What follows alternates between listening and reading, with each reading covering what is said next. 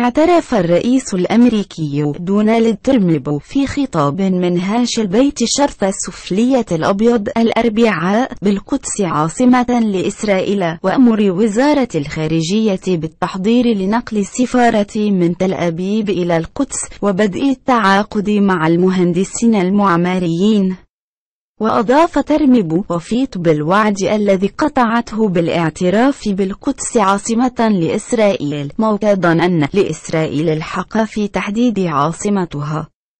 وشدد الرئيس الأمريكي على أنه يجب أن يحظى أتباع الديانات الثلاث بحرية العبادة في هاش القدس، ودعا جميع الأطراف إلى الحفاظ على الوضع الحالي في مدينة القدس، خاصة فيما يتعلق بالحرم الشريف.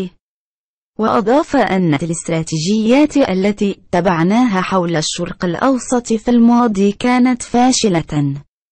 وأكد التزام هاش أمريكا بالعمل على التوصل إلى اتفاق سلام دائم بين الفلسطينيين والإسرائيليين، لافتًا إلى دعم واشنطن لحل الدولتين إذا اتفق الطرفان على ذلك. وأكد أن حدود السيادة الإسرائيلية في القدس تخضع لمحادثات الوضع النهائي.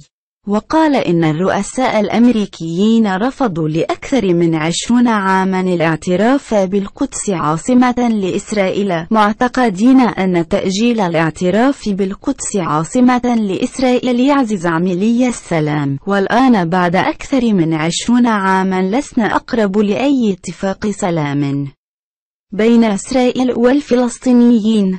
وناشد ترامب قادة المنطقة أن ينضموا لسعينا من أجل إحلال السلام في المنطقة، وتابع: لقد حان الوقت للراغبين في السلام لطرد المتطرفين من بين صفوفهم.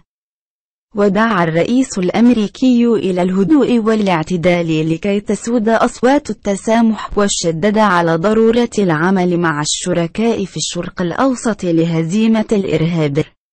وأعلن ترامب أن نائبه مايك بينس سيصل إلى الشرق الأوسط خلال الأيام المقبلة. وقبيل خطابه بساعات كان قال إن قراره بشأن القدس تأخر كثيرا، وذلك قبل ساعات على إعلانه المرتقب حول المدينة المقدسة.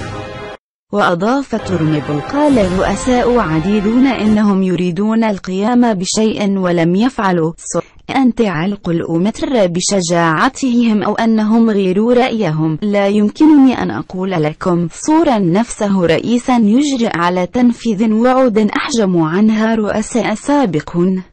إذا أعجبك الفيديو لا تنسى الإعجاب والتعليق، ولكي يصلك كل جديد اشترك الآن.